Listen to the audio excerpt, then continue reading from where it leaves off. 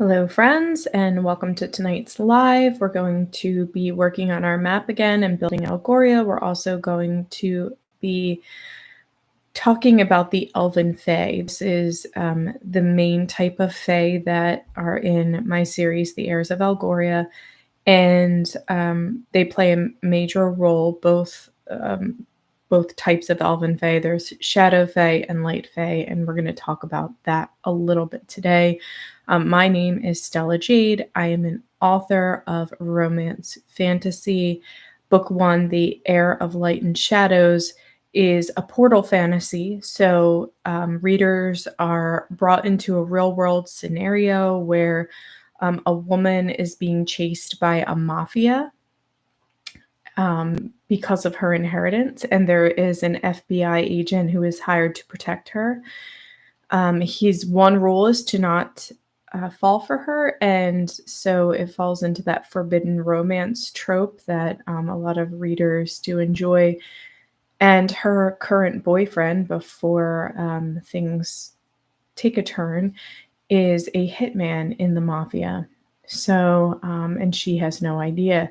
So it's a whirlwind of suspense. And then as the book goes on, the FBI agent, ex-FBI agent, learns that she's not just being chased by the mafia, but she's also being chased by an ancient race of shadow fae who are looking for a magical pendant in her inheritance. The book then leads into a portal fantasy. So that's all I'm going to say. And the second book is in the fantasy world where both of my main characters, the ex-FBI agent and the woman Lizzie, are exploring this new reality in a fantasy world. And so it's a fun experience for me because I love fantasy and I love romance and I loved building that together. So we're just going to wait just a minute or so because I do have a couple people who might be joining us, and I'm going to give them time to log on. But today our topic is going to talk about these light fae and the shadow fae. And if somebody's watching this video after the fact, you're more than welcome to leave a question for me in the comment section, and I will happily answer that for you about this group of fairy. So the Elven Fae have evolved over several years, and I will repeat this again when our guests come on, but they've evolved over several years. So there are different qualities that, a typical fairy might have wings. Well, they don't have wings anymore because they've evolved out of that. They are a blend of elven as well, which is not explored in book 2, but we will likely get to some origins as we move further into the series. And I'm projecting probably about 4 to 5 books. I know there at least have to be 4, but I don't know if there will be 5. But because it is such I don't want to rush the scenes that are building to this epic battle. There's actually 2 different battles that need to happen in order for my characters to do what they need to do. And it really cannot be in just one more book. So there will be at least 4. But because the world is sort of unfolding on its own, I think that it lends itself to potentially being 5 as well. So we have someone joining us, and then we're going to get started.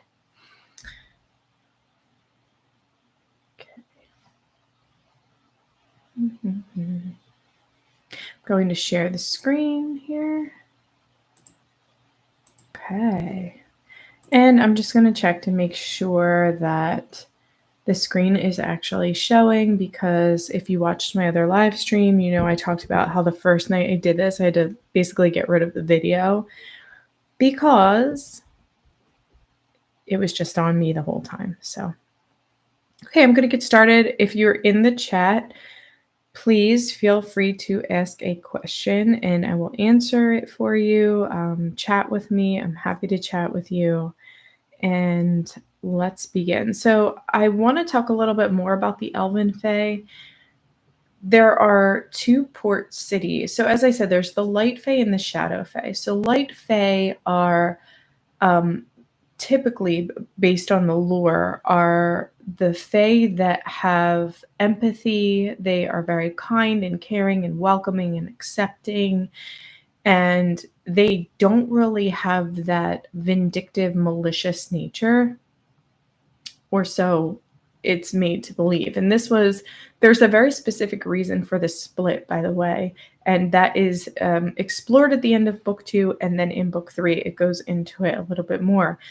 But so those are the Light Fae qualities, and the Shadow Fae qualities are, this is explored in book 2. One of my characters, Rune, who is one of my favorite characters in this whole book, talks about how, if a Light Fae can feel this, a Shadow Fae would feel this. And then what happened was there was an awakened Fae. I'm going to pause for just a second because someone else joined us. You don't have to talk in the chat, but if you want to talk in the chat, feel free, because I am here and I can see it and I'm happy to answer your questions. So if the Light Fae are empathetic and they're kind and they're loving and they're generous and they don't have that malicious nature, the Shadow Fae lack empathy and they're ruthless and they're brutal. And this has been the lore for thousands of years, that the Light Fae are this way, the Shadow Fae are this way. However, something interrupted the world itself, and I'm not going to go into that specifics because it is in the book. And in doing so, it actually created a rift, which then awakened some of the Shadow Fae. So the Shadow Fae began awakening. And this whole time span isn't like, oh, it happened 50 years ago. We're talking this happened maybe hundreds of, close to thousands of years ago.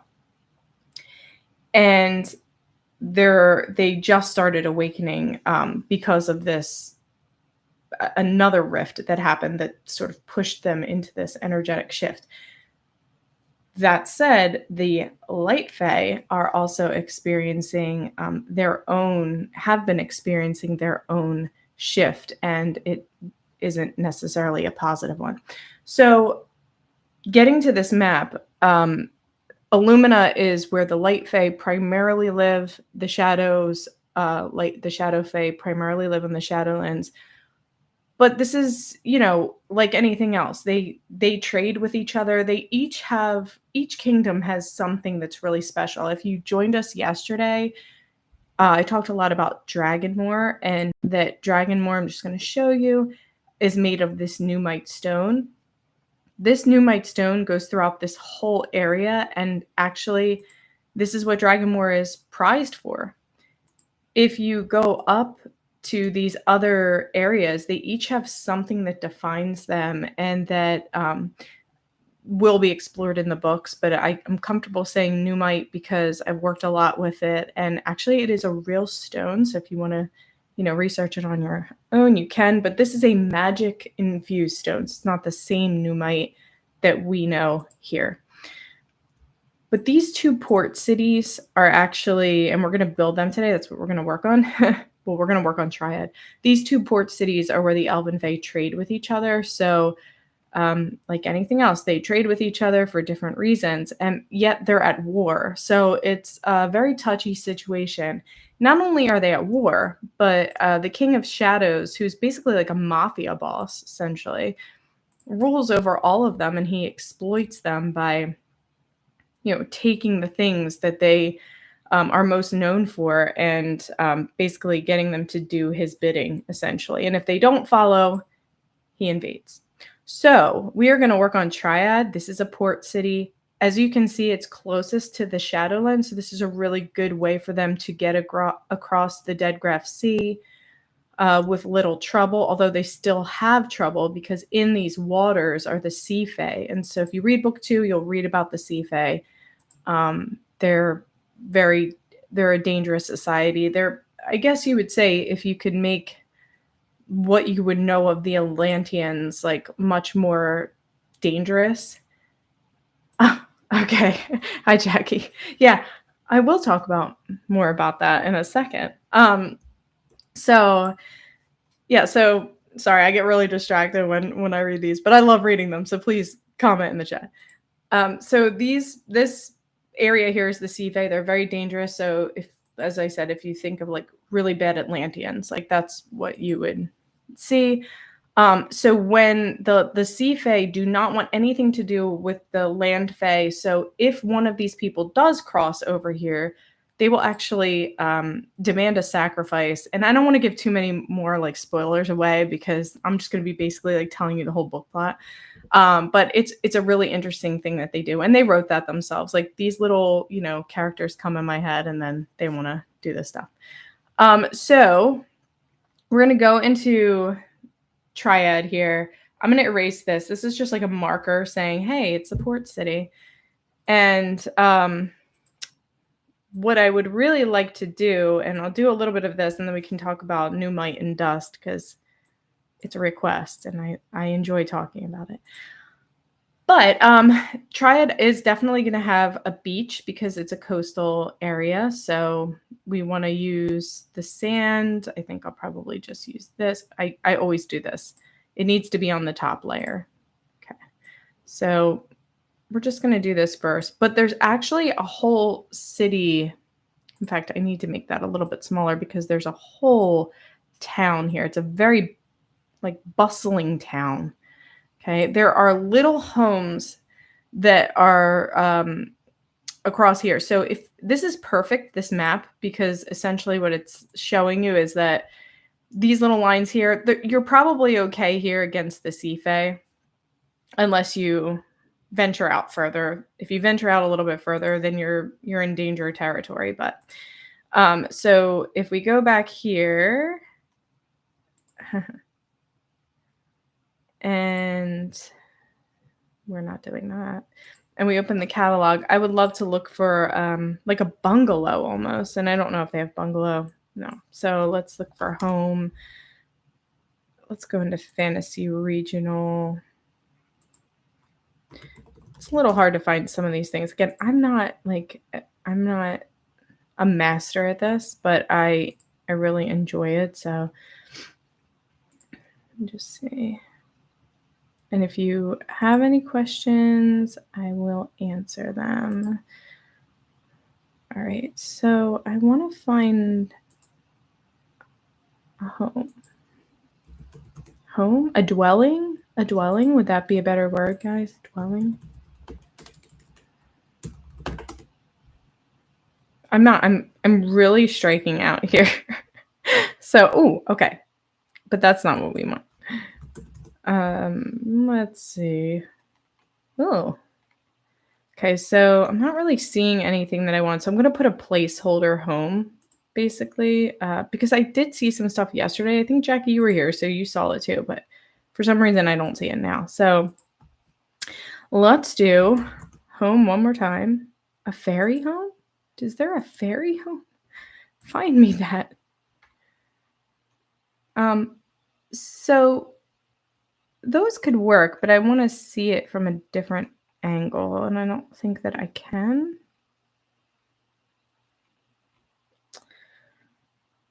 So this would be really cool to add in here because this would be like at the market. So all of these fairy home accessories are really good. This is like playing dolls. And these, so what's interesting, if you read book 2, this is a bench, but if they have a fence, that would be really cool because there are these like bamboo fences. So we have roofs, doors, arches, all the things. But I don't see the fairy home. So I'm going to put a placeholder home. And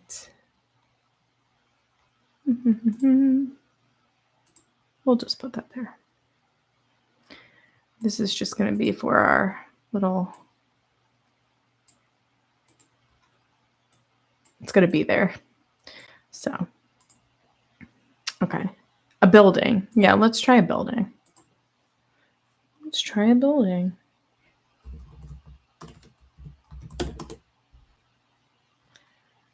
So we're still in fairy home, so I think I need to get out of that and just do building. What would I do without you? I just don't know. All right. It's just like a little bungalow. An Eastern Dock building. See, this is what. See, this is perfect. This is almost exactly what I was looking for. Literally, like, so close to what I was looking for. And I kind of want it like in the, because they would be like basically lined along the coast, but I want to make room for boats and docks, because there's probably a dock right there, so I'm going to actually add that dock.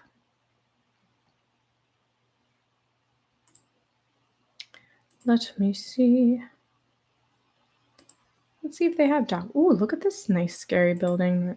I have to go back to building. A dock. Ooh, they have docks. This is so... See, this really excites me that they have these docks. And this is perfect because...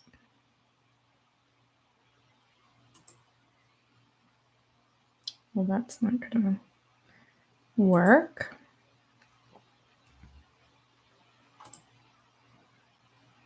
No. Let's try the other dock. Let's say abandoned docks. That's fun. So I think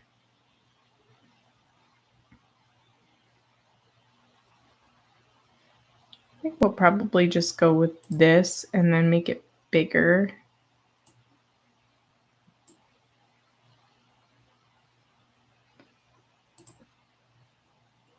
I'm going to have to rearrange these, I think. But if we do something like, well, that doesn't make sense.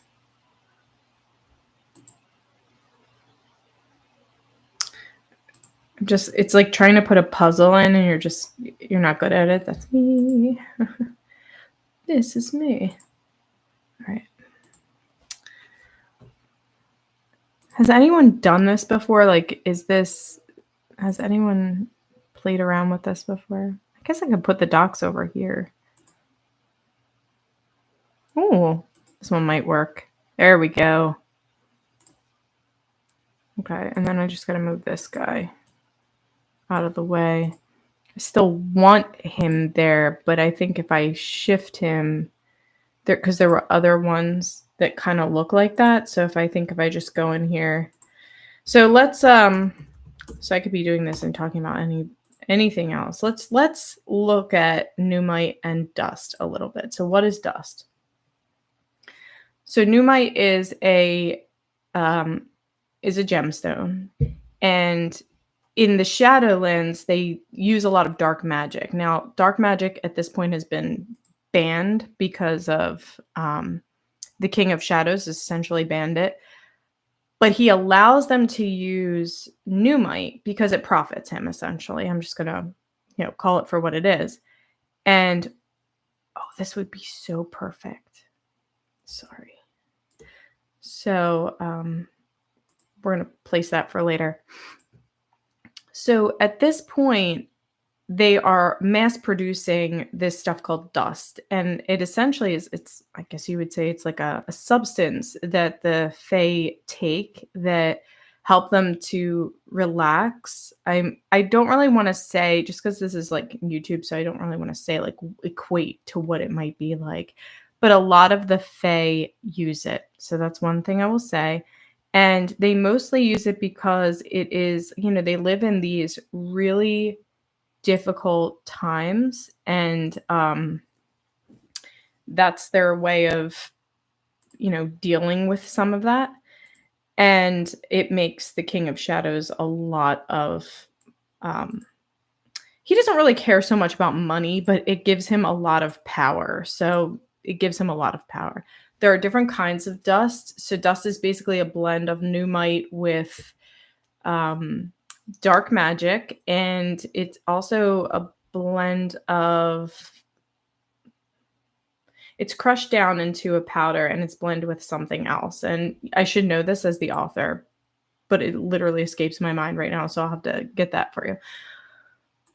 But like I said, it can do different things. It can relax somebody. It can control people, although they don't use it, surprisingly, because you would think like the King of Shadows might be using that a lot.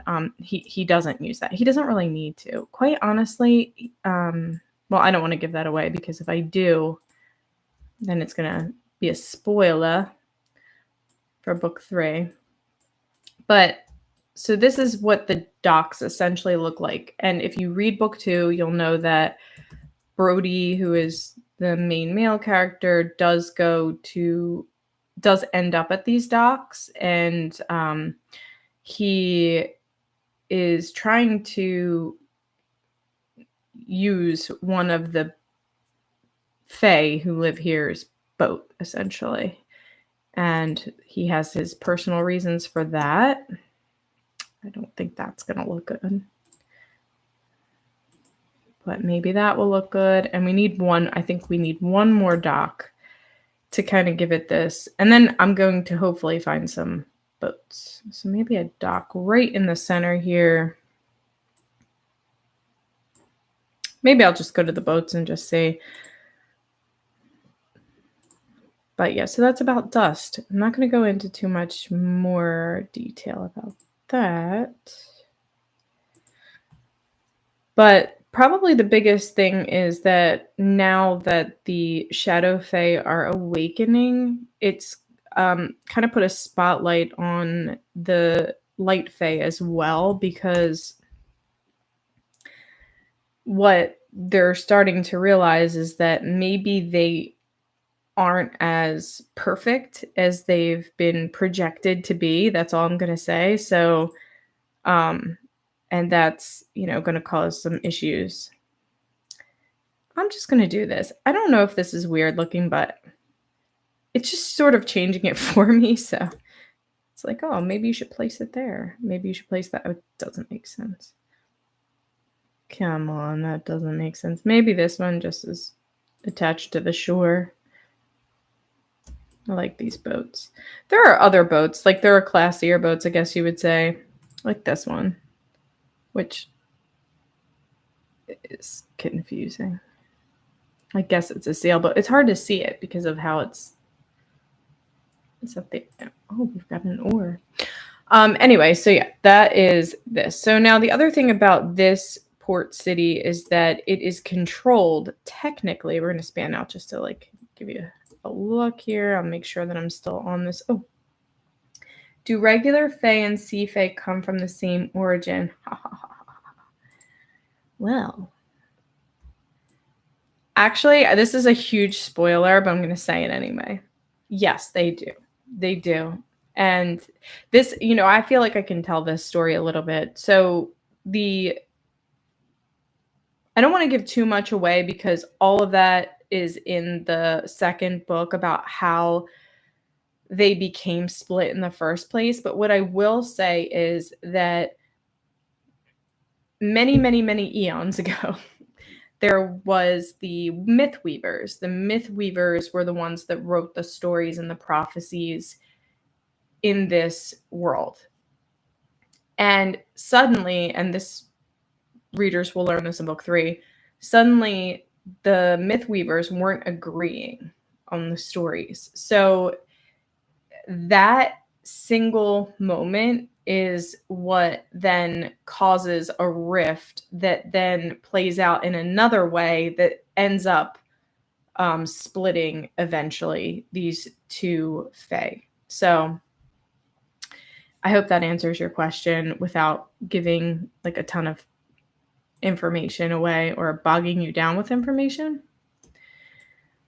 This particular port right here is, like I said, I'm going to create this village, and maybe can even copy and paste this and kind of make it look like a really put together village.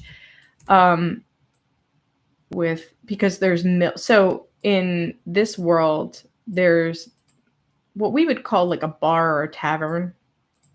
They have mills, MILL. So there are like mills and there's like, just fresh, everything that you can think of. This probably needs to be a little bit smaller though, because honestly, there needs to be more of it. And because it's a pretty big area. And the King of Shadows does a lot of his business here. So this area is owned, technically, if we're talking about land, like owning land, is owned by the Kingdom of the Lionheart, which is King Feldspar. However, the King of Shadows answers to nobody. He's not even really a king, okay? He's a mafia godfather, okay? And he has basically just taken over where he feels like it. I don't want to make this look messy, so I might need to put like some cobblestone road under here and split them apart a little bit. But yeah, so he commands these port centers because if you think about it, something like dust, right? Dust is going through those port centers to get to the other side, so to get to the Light Fae. And the thing about the Light Fae is, like, obviously they're supposed to be these whatever people, but just like everybody else, they're like consuming dust all the time. And, they're, in my opinion, it's like, I mean, I guess the readers have to find out for themselves, but. So I'm looking for cobblestone, but the only cobblestone I found here before was well, this might work. That's a temple floor, though. Stone floor, dark stone floor, ancient temple floor, stone floor. I'm really just looking for like a rough stone path. Can we do this? Can we make this happen? See, but that's too big.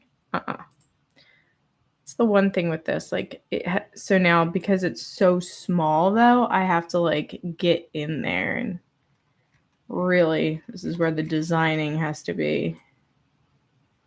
Because remember, this is cobblestone. I think is this, no, I feel like that's still too big. I want that to be smaller. So we'll go back. Just want to make sure there's no more questions. We're probably going to wrap it up soon. This goes by so fast for me. I'm like, I can't even. I would do it longer, but I'm hungry. And yeah, that's all I got for you. I'm just being honest. All right. This is cobblestone pavement, but this seems a little too dark for this. It's probably more of like a light brown. Even I don't even mind this, but I don't really understand why the stones are so big. See what I mean? But you know what? Let's do it because it'll give it a different dimension that I really want to see before we like leave. So get it on this. Let's say this is like the whole town is. I mean, I said a city, but it's really a town, It's like a little. I guess it's not little, but a village, if you will. So let's see how this looks just from. Okay, so this is looking pretty good. I'm going to fix some of this. Probably tomorrow I'll work on this. If you guys want to join me tomorrow, you can.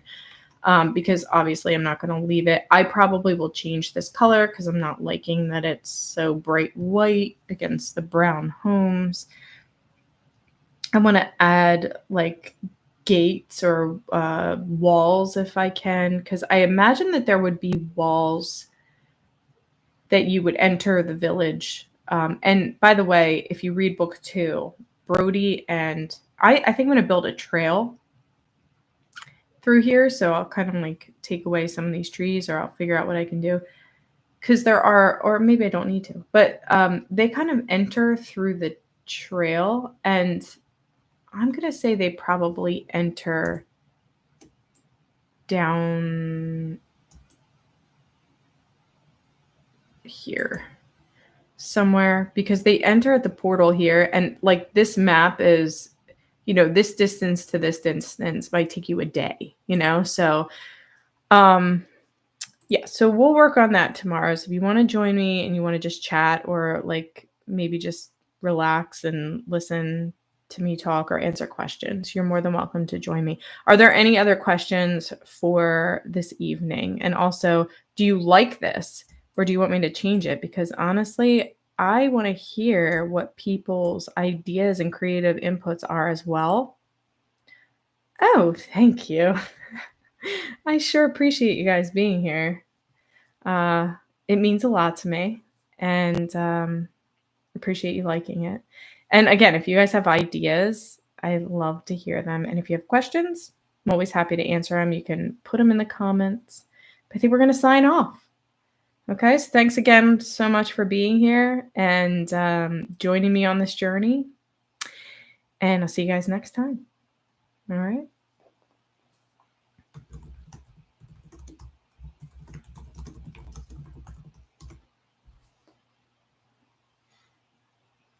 Okay, and this. Okay. Bye.